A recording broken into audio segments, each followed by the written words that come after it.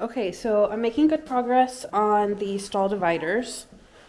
So I've got the front of the stalls, the divider boards are done, and now I need to go upstairs and get boards to do the divider supports on the back wall. It's coming along pretty good. It's not hard. It's just it takes a long time.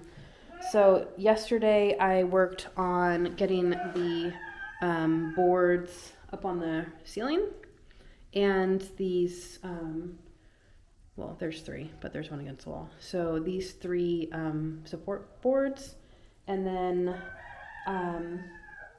yesterday I was able to do one set of dividers for the stall walls.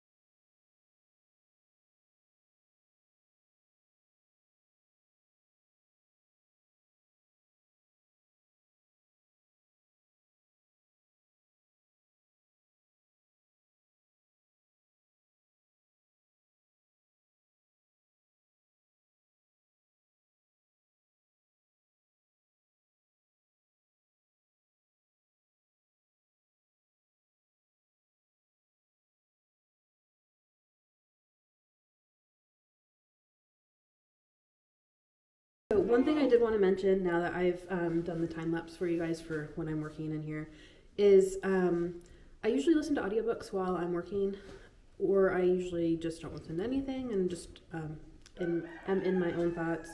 But today I'm listening to a book called Platonic: How the Science of Attachment Can Help You Make and Keep Friends by Marissa G. Franco, PhD. I'm 85% done with it, and I am really enjoying this book. I think it would be super helpful to anyone, really, because it talks about how to make and keep friends, and it talks about all the different attachment types and how to work through your own personal, personality type. It's really helpful. I'm getting a lot more out of this book than I originally thought I was going to. It was on KCLS's, which is King County Library System in Washington, staff picks. I was just looking for something that was available because I've got a couple things on hold that I'm going to be waiting for a while, and I wanted an audiobook to listen to. And so I just checked it out, and I am really, really enjoying it. I think, personally, I think that everybody should listen to Complex CPTSD, From Surviving to Thriving. I will find out the author and try to put it here. But this one is right up along there for me. I think everybody should be listening to those books. It never hurts to know more about yourself and about how you behave as a person and how your childhood affects who you are as an adult. I think that's great information for everybody to have, and really can only, well, most likely be nothing but beneficial to you. So yes, I'm really enjoying this book. I am hoping that I can start incorporating more things about what I'm reading, because I am a librarian. I got my master's degree from University at Buffalo a decade ago, and worked in public libraries for 10 years before we came to do this farming full time. And my wife is also a librarian. She does cataloging. So I think it would be neat to keep talking about books and literacy, because we all should be reading, and information is power.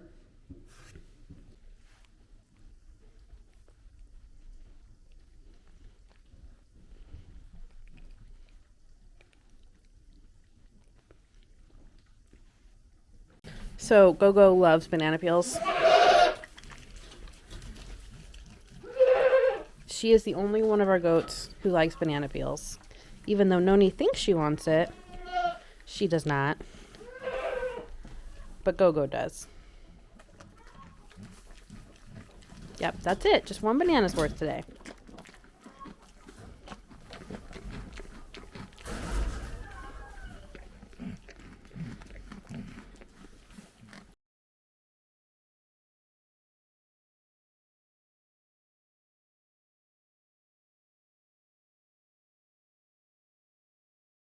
Okay, so it is the next day.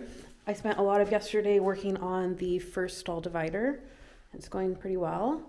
I've got all the stall dividers up, but I had last night put up the first stall. So today I'm going to be working on putting up the slat walls for the stalls. Trying not to get too ahead of myself with thinking how much I can get done per day, because things just take longer than you think they are going to take. So it would be nice if I could start working on the doors for the stalls today, but my goal is to get the stall dividers up.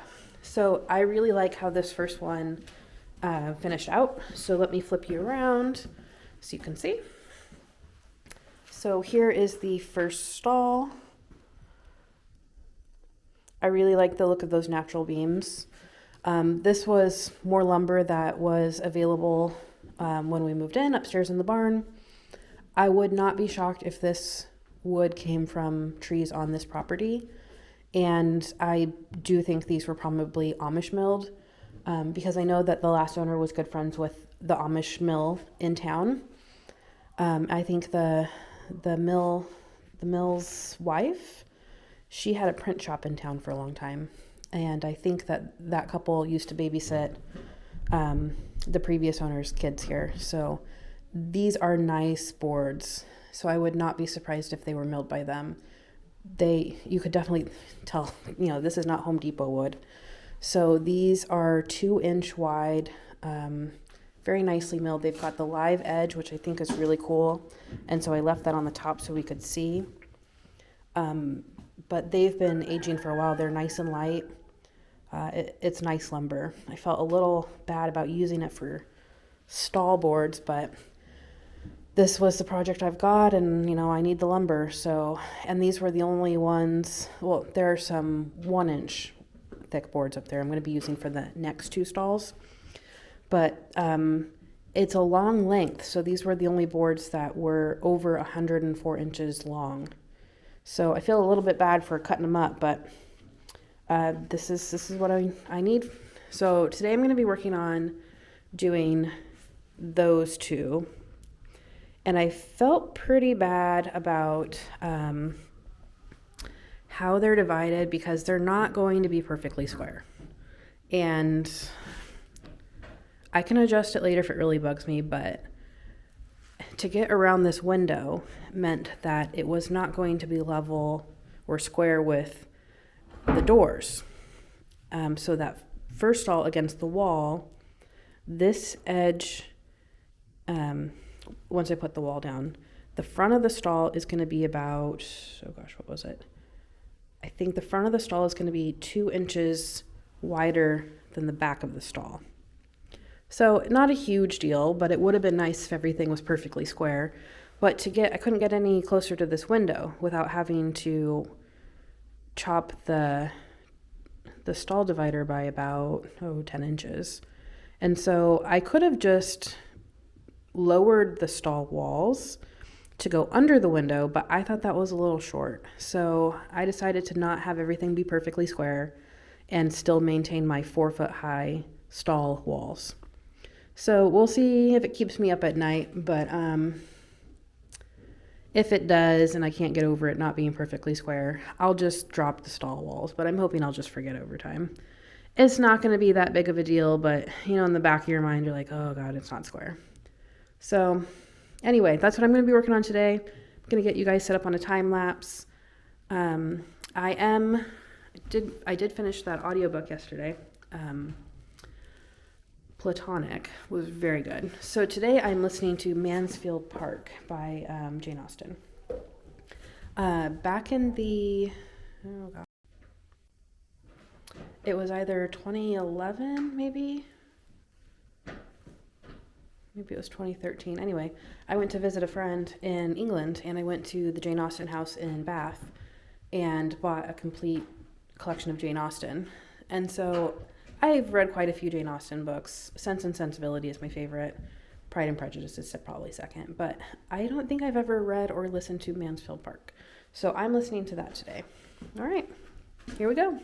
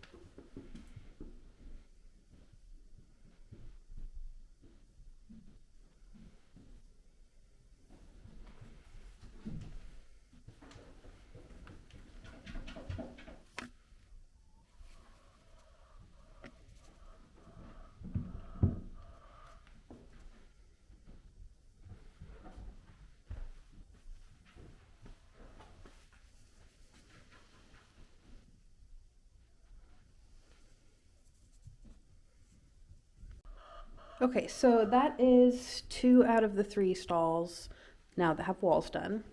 I'm contemplating doing this middle stall because I don't anticipate that I'm going to need it for goats right now.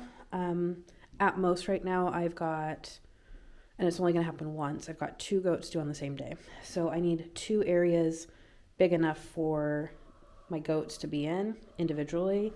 And when the stall is divided into this little stall, it's not big enough for one of my Nubians. Like, they could turn around in there, but it's just a little too cramped to be comfortable to leave them a couple of days maybe until they kid. So I'm planning on using this little stall for goat kids. And then I want 2 larger areas for the adult goats. So this is now a kind of like a double wide stall. And that'll be 1 kidding stall. And then I've got this big area. So this whole area is going to be 1 stall. It's going to be pretty large. I'm not planning on getting a divider for it. I could make one in the future and end up having 1, 2, 3, 4, 5 stalls, but I just don't anticipate that I'm going to need it. So I can build it later if I need it, but right now I'm not going to, just because these are 10 feet long and it really eats up long lumber.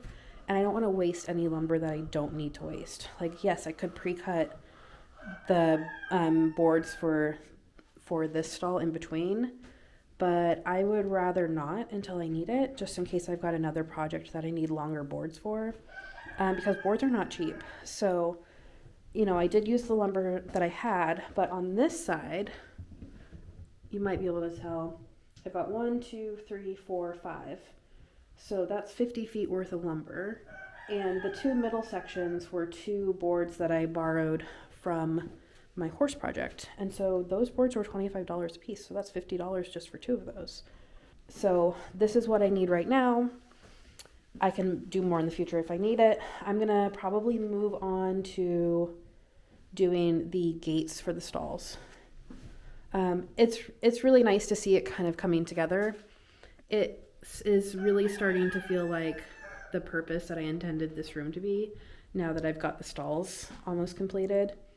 It's looking really good. I'm really enjoying this. I'm really looking forward to having a dedicated space for goat kidding and milking. I've never had that before.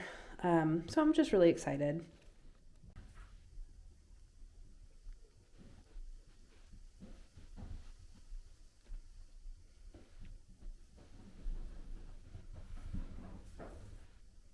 One of the things that I really struggle with is not collecting extra lumber. So this pile is my scrap pile from the boards I've cut just for these stalls. And I really probably will keep a lot of this, but it's so hard not to just collect random bits of lumber. But I feel very similarly about how lumber and fabric kind of go together, because I'm also a quilter, that it doesn't go bad and it's nice to have around when you need it. But I just don't want to be like a hoarder for these things. So I have already offered up free lumber and had a couple people come pick up some wood. But I probably will keep a lot of this. This is really nice lumber. And I've got the dream that someday, probably during winter, I'll have time to make a bunch of birdhouses and then put those around the property, especially owl boxes. I think that would be really cool. And I also would like to try my hand at making bat boxes. So I've been kind of keeping a lot of smaller pieces of lumber with the hope that someday I'll have time for that.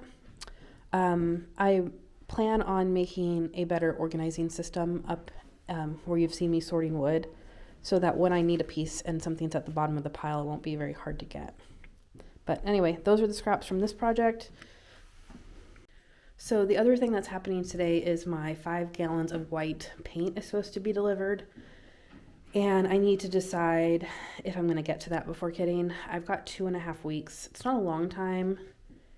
And it's not the end of the world if it doesn't get painted. It's just I really don't like the paint colors in this room. I'd rather have it white. And now that I've done the stall dividers, I want to leave those as the natural wood look. But the green walls and these coral walls, I would really like to have those painted white. So I'll see if I get around to it, but it's not high on the priority list. You know, it's just aesthetics at this point. But I need to finish the stall gates, and then I'm moving on to the milking stanchion because I need that done before I got kids on the ground. So yeah, it's really coming along. I'm really happy with this. So one of the other things that we had talked about using this room for is a place to secure our barn cats at night, because this will be fully, it has no gaps. So we could put the cats in here and they wouldn't be able to get out. There's a lot of areas in the barn where they could go under doors, through doors, through gates. I mean, there's so many entrances for small animals to get into this barn that it just doesn't make us feel very confident in that our cats are secured against predators at night. And yes, we know that they are barn cats, but there are a lot of cats in this, there are a lot of outdoor cats in this area that we know come onto our property, including a couple of tomcats. And right now we've got Winifred, who's raising a litter of kittens, and we have her in our commercial kitchen because it's just not safe enough out in the barn for them. And there have been nights where I've had both of our cats in the commercial kitchen and forgot to put up the cat food in the barn, and the next morning the cat food will be gone. So I know other animals are getting into the barn at night. I'm not concerned about like coyotes or anything coming into the barn and attacking my goats. I just don't really see that happening. But I do think something could very easily come in and kill our barn cats. So we will probably use this room to kind of usher our barn cats in at night and just lock them up and then let them back out in the daytime. I had thought it would be cute to maybe on this wall, make some boxes, like wooden boxes, and then mount it to the ceiling, and then have like a little ladder going up to it where I could put their heated cat beds, and so they could kind of get out of any draft and stay warm at night and just stay off the ground. I think that would be really cute, and then it would be out of our way. And then they'd have a place to go. And I'm going to move their food and water in here. So right now I've got Onslow in the commercial kitchen at night too, separated from Winnie and the kittens. And so I will probably move his stuff out here and start putting him in here at night. So I guess one of the things I also want to talk about too is why are we even bothering trying to protect the barn cats? Well, we do enjoy them. They keep our rodent populations down. Winnie is a better hunter than Onslow, but he still catches quite a few things. And we've already put a bit of money into these cats. They didn't cost a lot to get, but Onslow has been neutered, and so that costs us at least $350. So it seems stupid just to put money into the cat and then just let it out when you know that there are actively things coming into your barn. And there was like one night last summer where we hadn't started to do that yet, and I heard a cat fight in the backyard, and another cat was attacking Onslow. So that's about when we started putting them up at night. And then Winifred, we probably will get spayed after she is done with this litter of kittens, but that's not going to happen right away because she needs a round of shots before then. So that's going to take at least probably 2 months before we can even get that done. So it would just be nice to have a place where she can come in at night and not be attracting all of the tomcats that are in this area. Because yes, it has been nice to have a litter of kittens, but we don't want her breeding every time she goes into heat. So we want to get her fixed, but we don't want her to be in the commercial kitchen until we can make that happen, because she really does love to be an outside cat. And I want to start using my commercial kitchen as a commercial kitchen, and I can't do that right now with a cat living in it. So she needs to go outside, and then I'll work on, I needed to replace the floors in the commercial kitchen anyway, but then I can start working on that, and once that happens, no cats will ever go back into that building. So another thing I would really love to do with this barn is, I know I talk about getting it plumbed for water, but this barn has no gutters, and I think it would be really neat to put gutters up and do water catchment system so that I could just water the animals with the that water that comes off of this roof anyway. You can see it really does drip here on this spot where I've got, hi Onslow, where I've got the horses water already. It's just I can't put it here because then it will be blocking the store, and I do use this store to move the horses through the barn. But that's something I would really like to invest in at some point. Onslow. I think it's really neat to see the horses' hoof prints in the ice. You can see that's probably Mary. That's Mary. Let's see. This little one will be Wicket. And let's see. Oh, here we go. And that one will be Jetta's.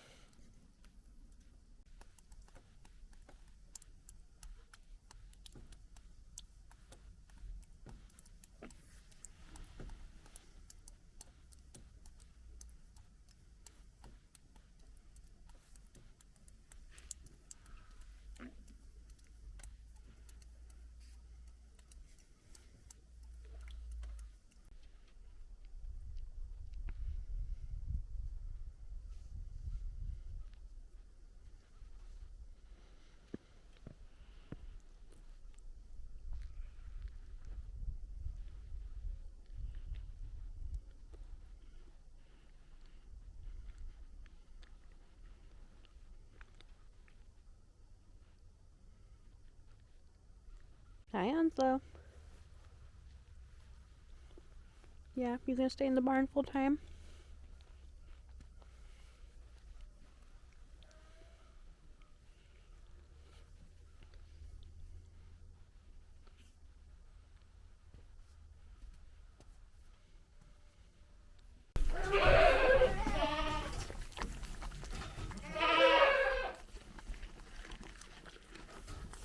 Oh, I'm really surprised Noni ate that.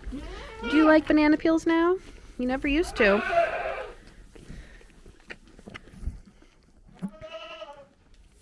No, that was it. Noni ate the other part. I guess you gotta share your peels now. You're fine. Don't go choking yourself. I don't have any more.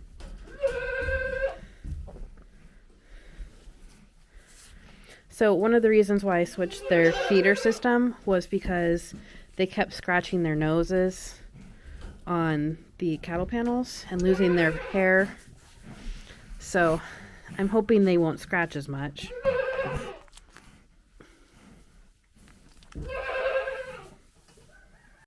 I'm going to start working on the gates. I'm trying to figure out how I want the gates to swing. So I'm planning on doing the Dutch gates just so that I can reach over and top up food and things without having to open the full 4-foot tall gate. I'm trying to figure out how much I want them all to match, or I could have a couple of them swing into the stall and a couple of them swing out of the stall.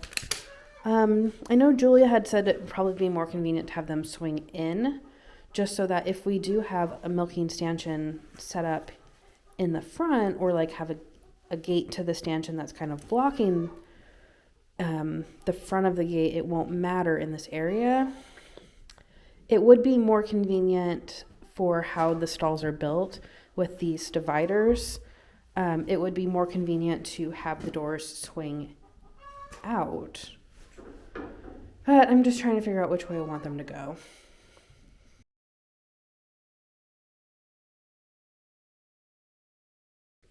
Okay, so I've got the stall gates plywood cut.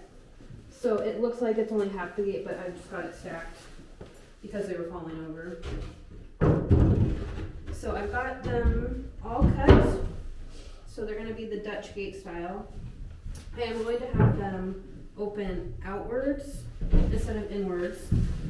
Now I'm going to add some personality to them because I think they just look better when they're not just plywood. So I'm going to get that going, and I think I found enough hardware to at least have the hinges all set. It's going to be a lot more hinges if instead of them just being regular gates, they're the Dutch style, so you need twice as many hinges. but I think it's going to be more useful than just having the 4-foot gate. So I'm going to get going on that. I've got my scrap wood. I found some more scrap wood up in the barn, up on the second floor of the barn. I really like these pieces because they are painted the red from the barn, so I think that looks really cute. I'm probably going to end up painting the plywood areas of these gates white at some point, but I want to leave the red because I think it looks really neat. So I'm going to get going on doing trim. I'm not going to do anything fancy because I'm terrible with the angles on the, they sometimes did the X on the wood. I'm horrible at doing that. So what I like to do is just do around the edges, and that will also match the Dutch door that I made to come into this room. So that's what I'm going to do for that, and I'm going to get you guys set up on a time lapse because this is probably going to take me the rest of the day because I've got 1, 2, 3, 4, 5, 6. I've got 8 of these to do and install. I think I will need to buy hardware though for the latches. I only had, I like this style, I don't know what they're called. I only had 1 of these, but somehow I have 3 of the other part of that latch. So I don't know what happened there, but that's not going to do me much good. So I think I'll have to go buy something. But did pretty good on this project for not needing to buy anything. So far all I've had to buy was silicone and the expanding foam to kind of plug up some of the holes, and I bought a 5-gallon bucket of paint, which I might not use anyway. Those are the only things I had to buy a masonry drill bit to drill into the concrete, and I had to buy a new saw blade for my circular saw. That's just because I've needed it for a long time, and after having bought one now, I would have bought one a lot earlier if I knew how actually cheap they were. It was only like $10. So those are the only things that I've had to buy. Hoping not to need to buy too much more. We'll see what I need for this milk stand. So I'm going to need hinges after this for that. So yeah, here we go.